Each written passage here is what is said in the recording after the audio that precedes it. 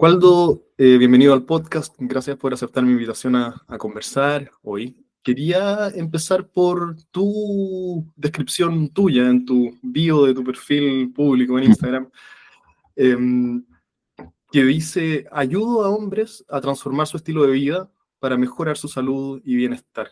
¿En qué momento decidiste tú orientar tu tiempo profesional a hombres, particularmente? Bueno, primero, gracias Vicente por la invitación a este espacio de conversación. Y respecto a tu pregunta, yo creo que aparece como una idea hace unos 3 4 años, muy, muy conectado con experiencias personales, de mi propio crecimiento personal, de mi ser padre, mi ser profesional también. Y, y yo creo que se concreta un poco desde el año pasado, como decir, ok, decido Ah, como aparecer con alguna eh, instancia concreta de poder transmitir muchas cosas que veo que ocurren en la consulta y que es muy del Vox, ¿cierto? De la consulta, de la conversación con pacientes. Y cuántas de esas conversaciones, y yo creo que esa es la reflexión más profunda, podrían ser útiles y servir también a otros. Así que, como en lo concreto de aparición, aparece el año pasado. Sin embargo, como la mayoría de los proyectos en esta línea llevan tiempo gestándose hasta que finalmente mm, cuajan muchas cosas y decido lanzarme, ¿sí? mm. Como, de poder tener una línea concreta, decir, ok, voy a trabajar esto de forma consciente, quiero ser una voz también que hable de esta temática, que lleve espacios de reflexión y aparece otro deseo también en ese camino, Vicente, de encontrarme con otras personas también, que estén en la misma línea y, y cómo co-construir con otros este espacio, que siento que no está y parte de lo que hablaremos hoy día también, cómo construimos entre varios este espacio para hombres que siento que no está, no estuvo en mi historia Mm. y me encantaría que pueda estar para otros, para mis hijos, ¿sí? Para otros congéneres también. Mm.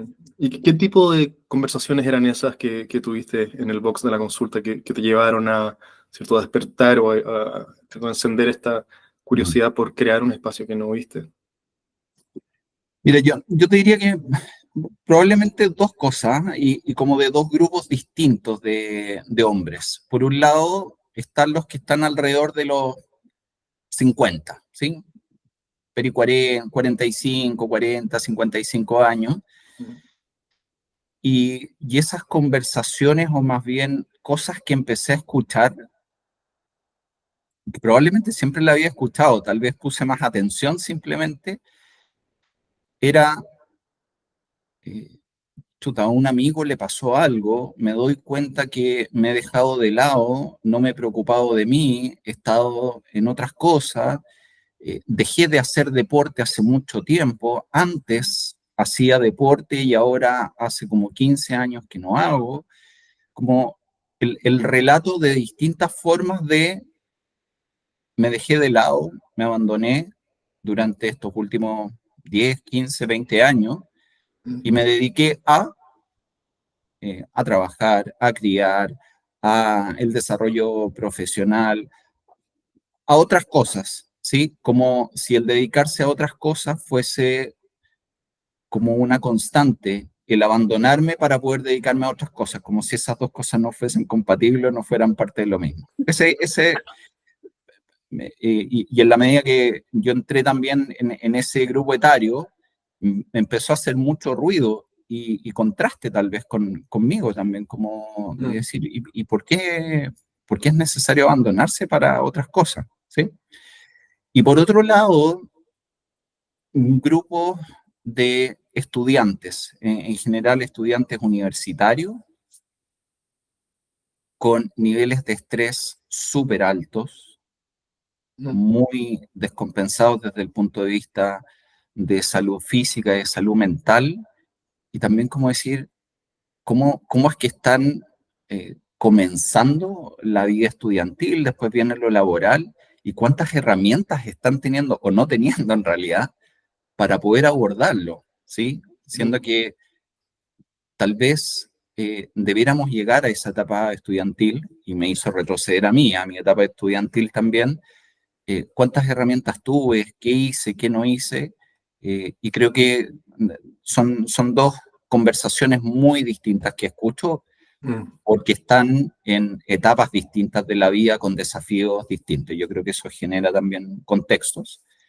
Eh, Esas dos cosas, principalmente, ¿sí? Mm. Me han hecho mucho eco y me siguen haciendo cada vez más ruido, más eco, y tenemos más conversaciones también en la consulta respecto a eso mismo. O sea, son conversaciones marcadamente distintas entre un grupo etario y el otro. ¿No hay algo como quizás subyacente que es lo mismo, que es este desatenderse a uno mismo? O son categóricamente distintas una de la otra? Eh, yo tengo la sensación de que eh, en el grupo etario, no sé, de 30, ¿sí? Más estudiantes, tengo la sensación de que hay un foco distinto en ellos, ¿sí? De preocuparse, de querer estar bien, y más bien de no tener herramientas, ¿sí? Ajá. Eh, y probablemente el ejercicio, por ejemplo, se ve como una herramienta clara, pero igual no lo hacen porque no hay tiempo. Y sin embargo, otras herramientas de manejo de estrés que tienen que ver más bien con la autorreflexión o con espacios de tranquilidad, de meditación, o con otras prácticas que también tenemos a la mano, Mm. como que no existen dentro del campo de posibilidades, ¿sí? Entonces, en ese sentido sí creo que es distinto, ¿sí? Creo que es distinto en cuánto autoconciencia hay de quiero estar bien, eh, a diferencia de lo que pasa a los 45 50, que es como, no sé, simplemente le puse fuego nomás a otros temas, Ajá. y yo fui un vehículo para eso, y el cuerpo fue un vehículo, y como que hicimos sobreuso sin cuidar el Mm. cuerpo y la salud en ese sentido. Así que en Ujú. eso sí creo que es distinto, como la intencionalidad o la claridad de querer cuidarse o no. Eh, sí creo que en común, cuántas herramientas tengo a la mano y cuánta claridad tengo, por ejemplo, de conocimiento de cómo funciona eh, el cuerpo desde el punto de vista de la salud, de cómo cuidarse. De repente pensamos que son grandes cosas y que hay que ser súper perfecto y tener mucho tiempo, y a veces son pequeñas cosas que no invierten, o sea, no requiere tanta inversión de tiempo. Mm. Mm. Pienso que tú tienes que ofrecer un espacio en tu consulta quizás distinto a lo que la mayoría o lo que muchos médicos ofrecen en su espacio, porque todos hemos tenido esta experiencia de ir a una consulta médica y, ¿cierto? Y a los 8 minutos ya estar cerrando la puerta, despidiéndose y sentirse uno tratado un poco como una especie de artefacto, ¿cierto? Que tiene que ser corregido, casi como si uno, cuando llega el auto al mecánico, ¿cierto? Y que hay una pieza por Mm, ajustar y problema solucionado. Y lo que describe te pone en un rol como de confidente un poco, de algo que siento que los hombres no hablamos mucho con nuestros pares, ¿no? Esto mm. de no me estoy viendo, ¿cierto? No me estoy preocupando por mi bienestar. ¿Esto ha sido algo intencional de tu parte ofrecer o se te da de forma natural esa conversación? Yo creo que siempre ha sido así para mí, ¿ah? Eh, yo soy médico de familia de formación, y creo que soy médico de familia justamente por lo mismo, porque para mí las personas somos un todo, somos seres integrales. Por lo tanto, y parto también de ciertas convicciones personales también, como por ejemplo que yo creo que todos los seres humanos tenemos la posibilidad de cambiar. Es parte de nuestra naturaleza evolutiva cambiar, y lo tenemos siempre a la mano, está siempre disponible. Ahora, cuánto lo usamos o no lo usamos es otra cosa. Y también creo y por lo que sabemos de neurociencia también, las personas cambian porque decidimos hacer cambios y todos los procesos ocurren en nuestra mente. Vale decir, cuando estamos con un otro, ocurren en la mente de la otra persona. Yo puedo querer que le pasen un montón de cosas. Si voy en esta forma de consulta que tú mencionabas, tal vez un poco más directiva, como tengo un rol más técnico y te digo lo que tú tienes que hacer porque soy yo el que sé. Sí, yo sé mucho desde lo técnico. Sin embargo, el experto en tu vida Mm, no soy yo, eres tú mismo. Por lo tanto, cuánto de lo que sabemos de lo técnico te sirve depende del otro. Y en ese espacio, yo lo entiendo así. Por lo tanto, desde ese lugar, para que mis intervenciones, con la mejor intención de que pueda generar cambio, requiere que el otro considere, piense, reflexione, vea qué le hace sentido, qué puede hacer de todo este ofrecimiento técnico de alguna forma. Es como, yo siento que es eso, es como abrir una caja de herramientas desde cómo funcionamos, pero ¿qué me sirve en este momento puntual, en este contexto?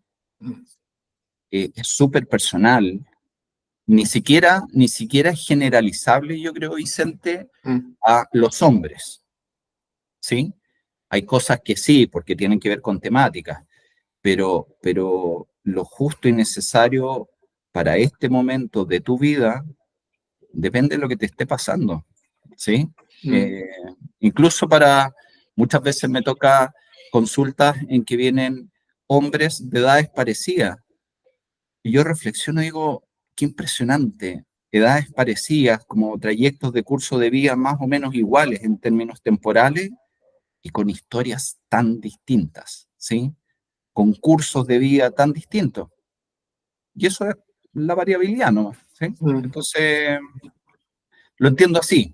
Por lo tanto, creo que la mejor oportunidad de cambio que tenemos los profesionales de la salud con las personas es disponernos en un rol de acompañante de sus procesos de cambios. Mm. Mm. ¿Sí?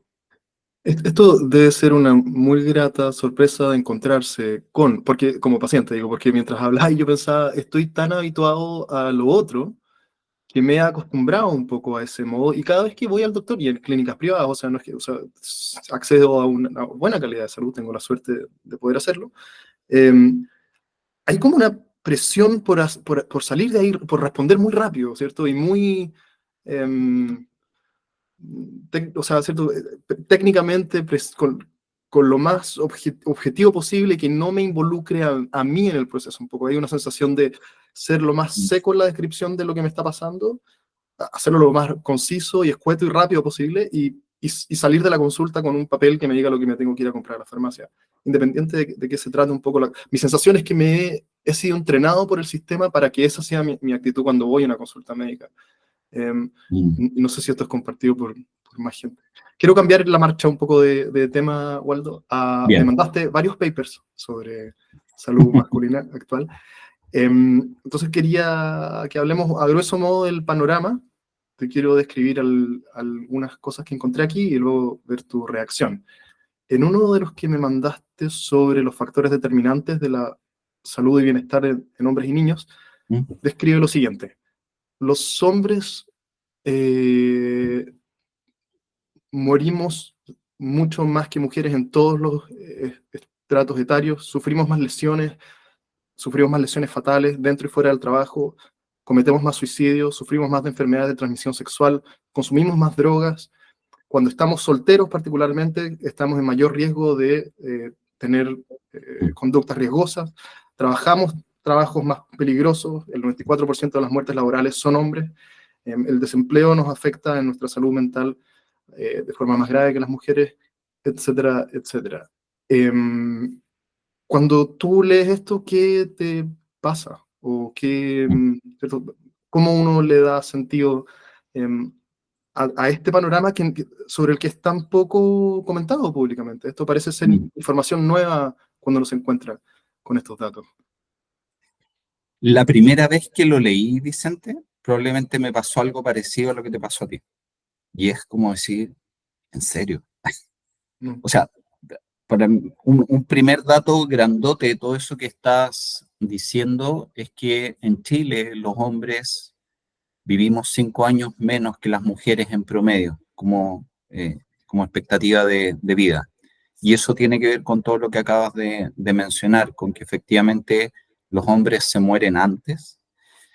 Y para mí es bien impactante y tiene relación con lo que hablábamos al principio, eh, porque gran parte de eso tiene que ver con cómo nos comportamos, con qué significa ser hombre, ¿sí? Con qué entendemos por ser hombre hoy día y, y cómo esas creencias que tenemos de fondo nos llevan a ciertas cosas, porque uno podría decir, no, es que es la testosterona y eso provoca todo, digamos.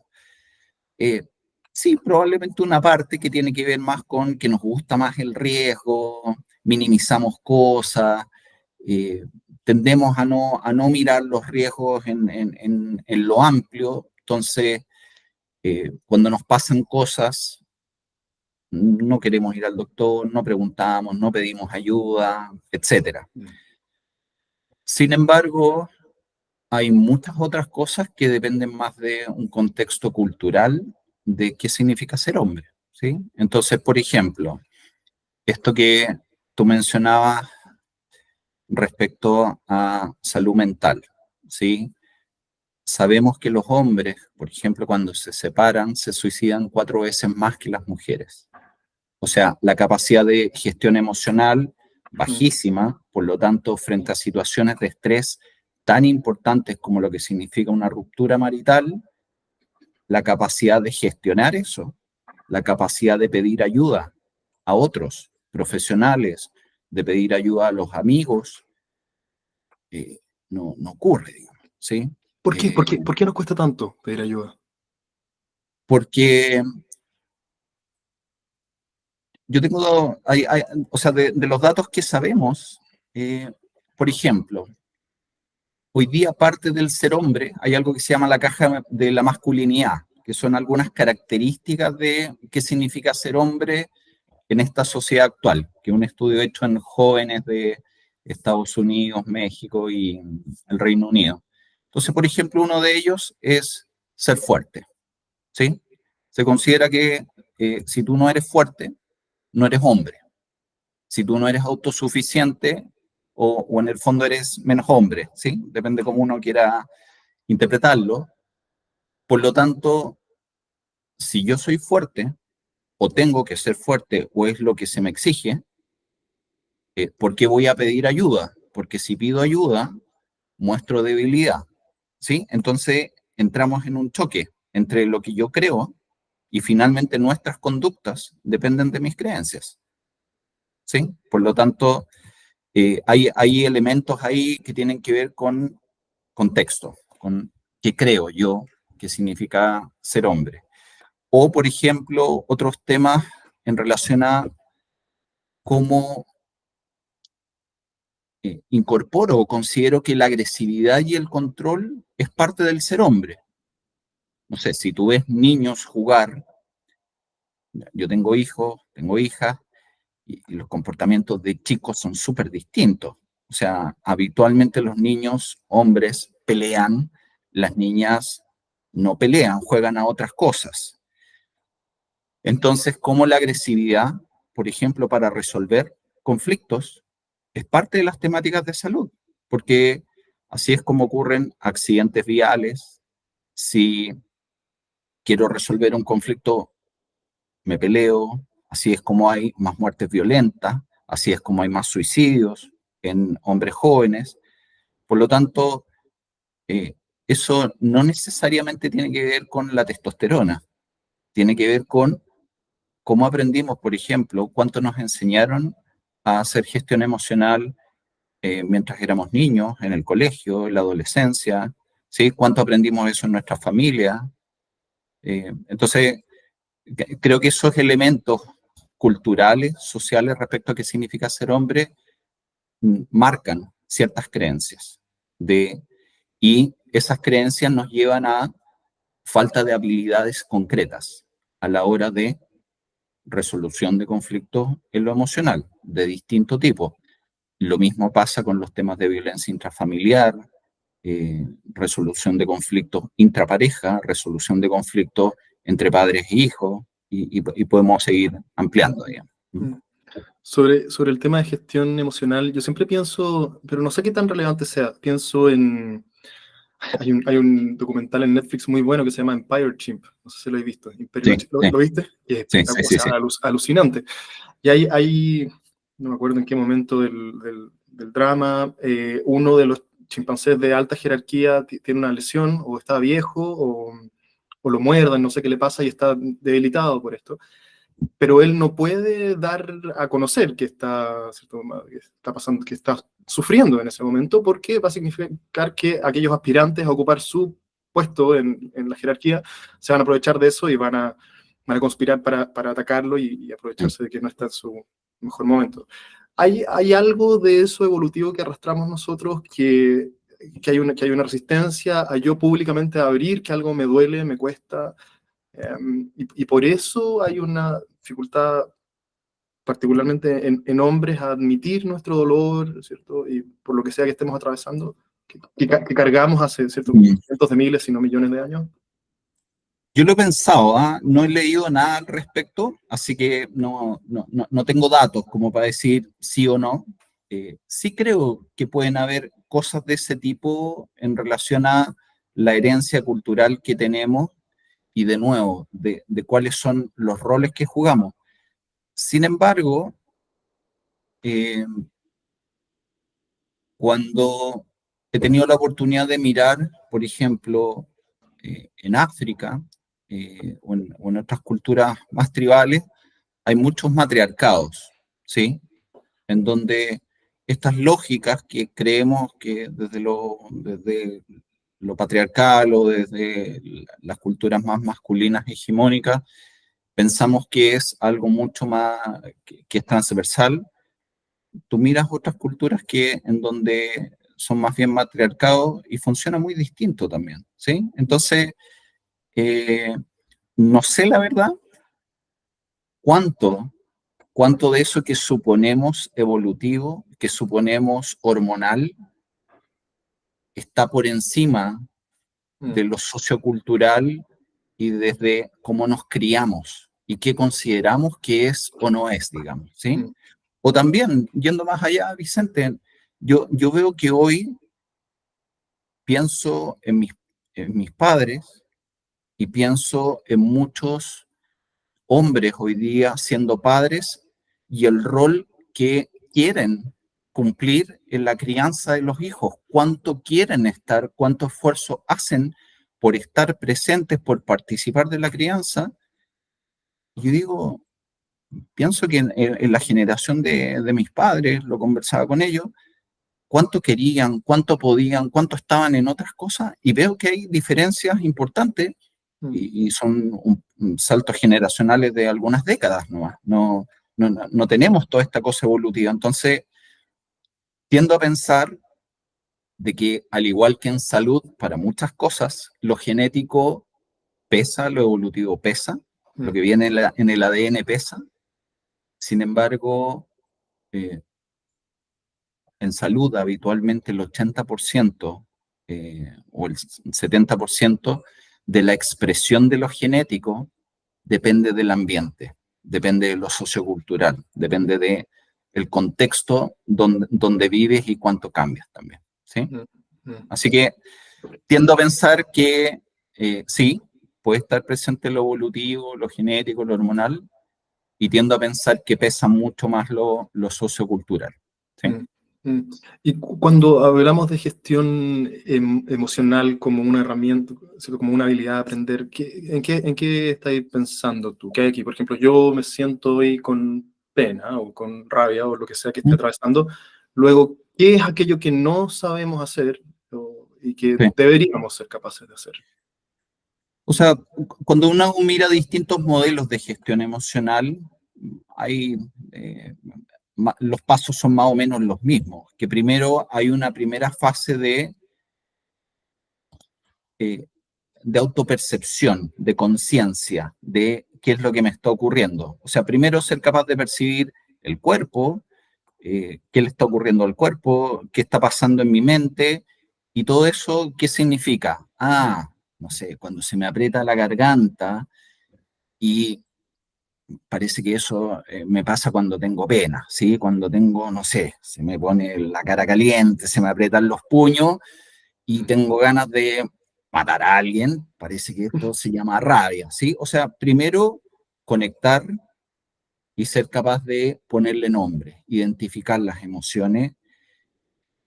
Un siguiente paso es ser capaz de vivir esa emoción, entender que es algo natural que ocurra, que las emociones no son ni buenas ni malas, simplemente es una entrada de información de algo que está ocurriendo y que me informa de algo pasa acá.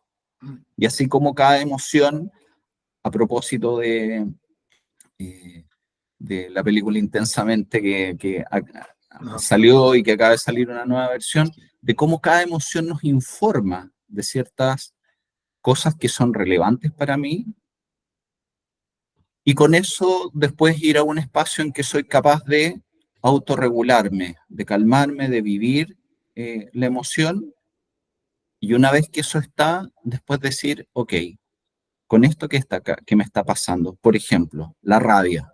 Me acaban de decir algo que me da mucha rabia, tengo ganas de pegarle, pero soy capaz de regularme, identificar y después decidir, y esta es la parte más difícil, decidir qué hago con esta intensidad y para qué, para lograr algo que necesito, o sea, que hay intencionalidad en eso. Entonces, en una versión no de autogestión, pueden, no sé, agredirme verbalmente y yo en respuesta automática puedo ir y me agarro a golpes, digamos, ¿sí? Que es lo que clásicamente ocurría, no sé, en el colegio, por ejemplo, ¿sí? Ajá. O te espera la salida, ¿sí? Eh, y en una versión de gestión uno podría gestionar de una forma distinta acorde a tus recursos, ¿sí? No enganchar o confrontar de una forma distinta. Hay muchas formas de resolver, pero a eso me refiero con gestión emocional, con ser capaz de tomar la energía y la información que te está entregando la emoción y después ser capaz de canalizarla de una forma adecuada para que sea beneficiosa para lo que necesitas. La rabia es creadora de guerras, pero también es creadora de premios Nobel de la paz.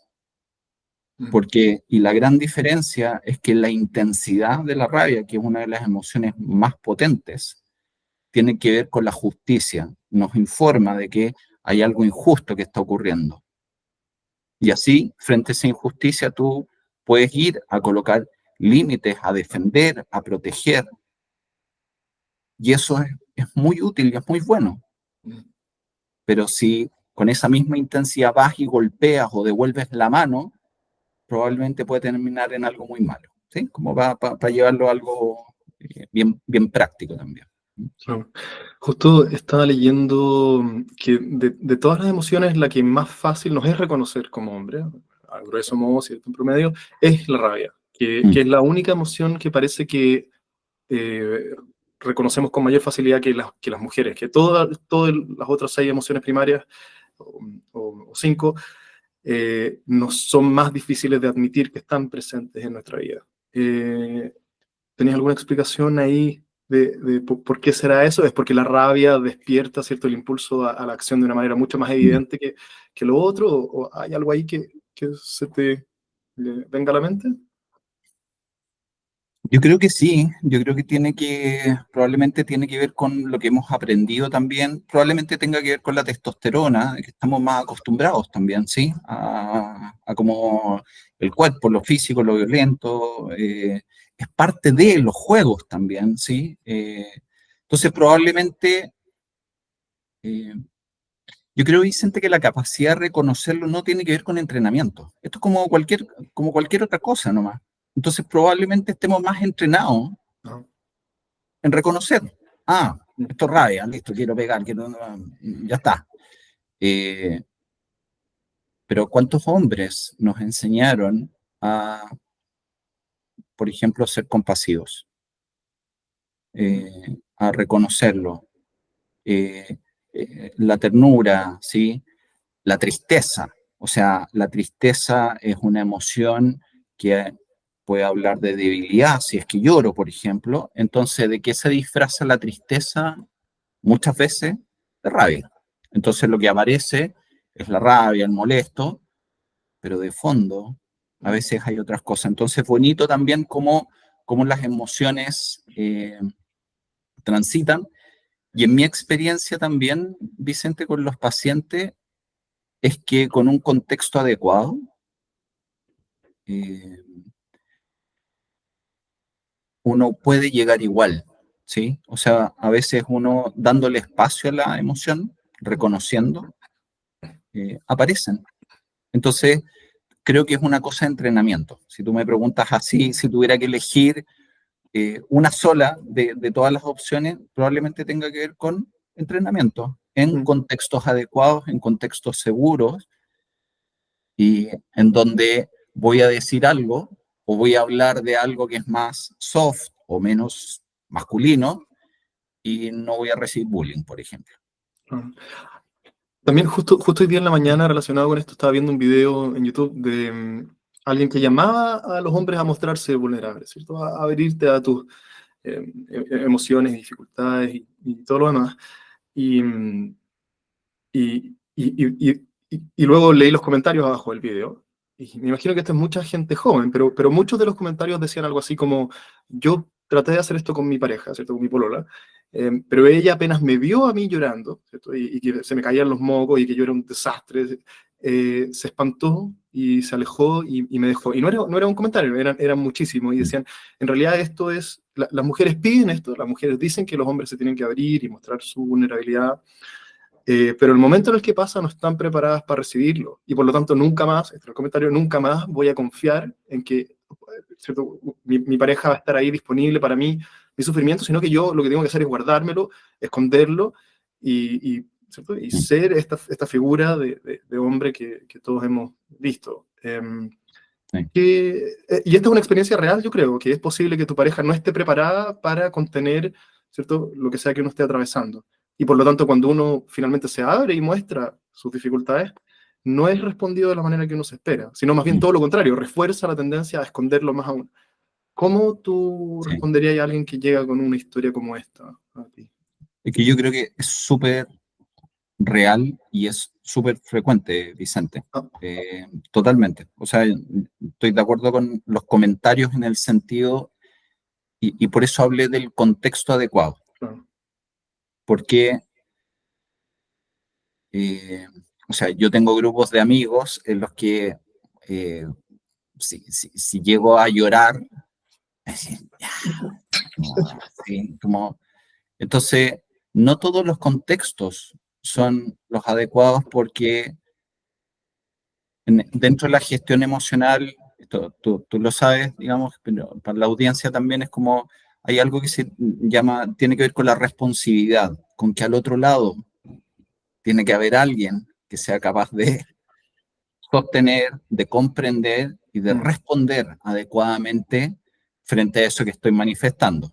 Entonces, yo creo que esto que se leyó en los comentarios probablemente tiene que ver con el otro lado, con que desde el lado de los hombres tal vez eh, nunca se han abierto y por lo tanto en relaciones de parejas, cuando nos juntamos, tendemos a tener ciertas formas de vincularnos. Entonces, si yo nunca he hablado, lo más probable es que esté con una pareja que eso le acomoda también, porque es parte de, apenas uno de los dos se mueve para un lado, el otro se va a desacomodar. Y puede ser que ese desacomodo no esté suficientemente preparado, ¿sí? Entonces, probablemente, tanto hombres como parejas, cuando hay cambios de este tipo, tal vez requieran un contexto específico de qué, de cómo hacerlo. Porque esto es como que tú me digas, a mí me encanta hacer deporte, entonces, y me encanta aprender deportes nuevos, y entonces esto es como que yo vaya a aprender algo nuevo y, y pretendas que la primera vez que vas lo hagas increíble y funcione perfecto. Eso no va a pasar, digamos. No va a pasar porque nada ocurre así, porque todo requiere entrenamiento de ambos lados. Entonces, yo creo que es así, ocurre así, y creo que la forma de resolverlo es que tiene que ser probablemente con contextos adecuados, de manera adecuada. Eso técnicamente tampoco es tan difícil, pero sí requiere algunos elementos de cuidado del ambiente y del contexto, digamos. ¿Sí? Mm. Quiero dedicar los últimos 5 minutos que tenemos a algo que probablemente vamos a quedar cortos, que es la paternidad. Tú hace poco subiste algo, bueno, para el Día del Padre me parece que fue, posteaste que la paternidad te ha transformado, bueno, como a muchos. Mm. ¿Cómo? Quizás es demasiado grande la pregunta, pero ¿cómo te ha cambiado ser padre? Mm.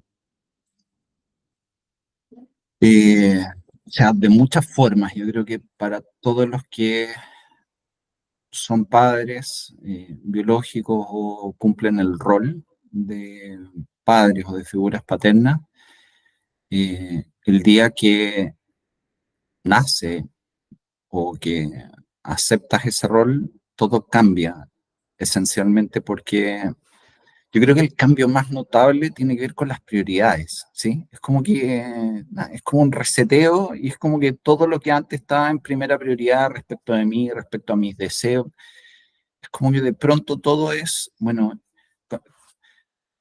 creo que la forma más simple es como que cualquier o muchas de las decisiones que toma es, ¿y esto cómo va a afectar a mi hijo? ¿Y esto cómo va a afectar a mi hijo? Y yo creo que ese cambio para mí es clave, porque es como es un filtro nuevo que está primero. Decisiones que antes querías hacer y tú dices, ah, pero es que esto, no, entonces, y recalculas todo, ¿sí? Yo creo que ese es una primera cosa muy, muy notoria. Mm. Lo segundo, en mi caso, es cuánto, a mí me encantan las cosas de riesgo en general, entonces, ¿cuántas cosas de riesgo dejas de hacer a propósito que tienes responsabilidades con un otro, ¿sí? Mm. Y una gran responsabilidad, por lo menos hasta que sean autónomos, ¿sí? Yo creo que eso es un cambio bien, bien notable también. Y hay otros cambios que son más profundos en lo personal y que tiene que ver con los desafíos de los hijos. Para mí son espejos también, ¿sí? De, de cosas que para ellos son difíciles o que les cuestan y que la mayoría de las veces tienen que ver con temas tuyos o cosas que no son tan fáciles de enfrentar, probablemente tienen que ver con cosas que yo no he tenido resueltas Mm. y que me ha obligado a tomarlas y enfrentarlas, digamos, ¿sí?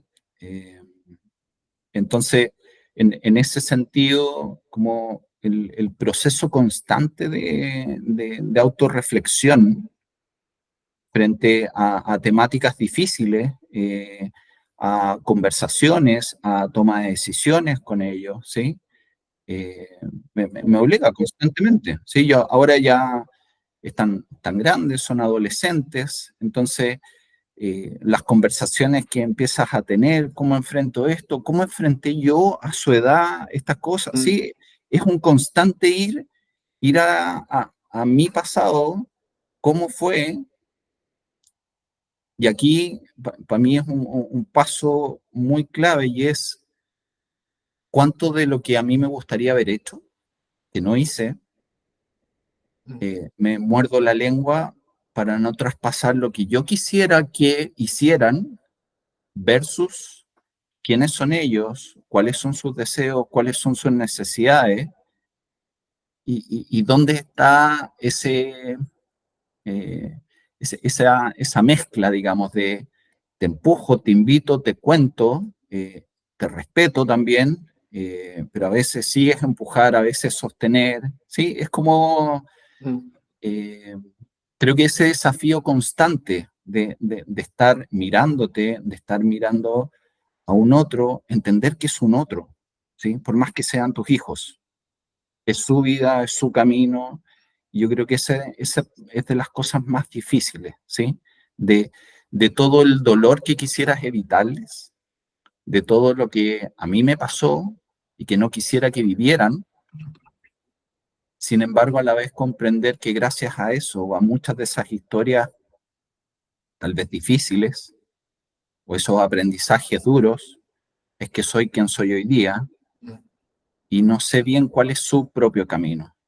Y tal vez entender, así como te conté al principio con los pacientes, de sentir que más bien acompañas a un otro. Con los hijos es más difícil eso, ¿sí? Sin embargo, creo que es el rol de cómo acompañar su camino, su vida, su historia, estando ahí, ¿sí? Estando, y ese estar es de distintas formas, y es un estar incondicional, que siempre, pero desde estar mirándolo, ¿sí? En su individualidad, y para hacer eso, me obliga a mí a mirar mi individualidad, a quién soy yo, qué quiero, mis necesidades, cuál es la justa distancia. mm. Y eso es transformación permanente. ¿Sí? Eh, Última pregunta, Waldo, cortito. Mis hijas son más chicas que las tuyas, 10 años menores quizás, que los tuyos. Y la gente que escucha el podcast en general, quienes son papás, son más cercanos a mi edad, tienen hijos mm, preescolares pequeños. Si tú pudieses volver 10 años atrás a cuando tus hijos tenían entre 0 y 5 años, y pudiese decirte un par de palabras al oído como un recordatorio o algo que aprendiste que te hubiese gustado saber en ese entonces, ¿hay algo que se te venga a la mente como importante a tener presente en esa etapa de tener niños preescolares? mm, eh, una buena pregunta, no lo había pensado y creo que lo que me diría es como profundiza, o sea, profundiza el espacio de ser consciente de ti, en qué estás tú, en tu proceso personal.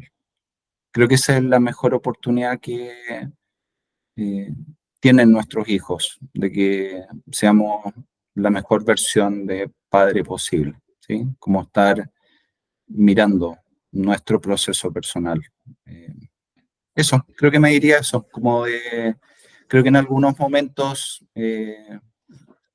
estuve más alejado de ese camino y probablemente es lo que me diría, ¿sí? Como, porque todo el resto es consecuencia de eso mismo, ¿no? ¿Sí? Mm, Súper, Waldo. Bueno, mil gracias por el tiempo. Te deseo todo el éxito del mundo en tu reciente camino, entiendo, hablándole Mm, a hombres en especial, porque siento que somos un segmento en gran medida abandonado y descuidado por la conversación pública. mm. Así que te vaya bien, pues, y hasta la próxima.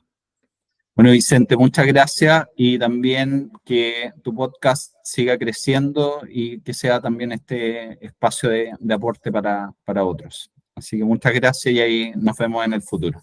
Si este contenido te resulta interesante, suscríbete a mi canal para recibir notificaciones cuando tenga nuevo contenido por compartir. Y si me quieres ayudar, todos los apoyos en difusión son agradecidos. Compartir en redes sociales, recomendaciones a tus amigos, todos me ayudan más de lo que te imaginarías. Gracias por tu tiempo y hasta la próxima.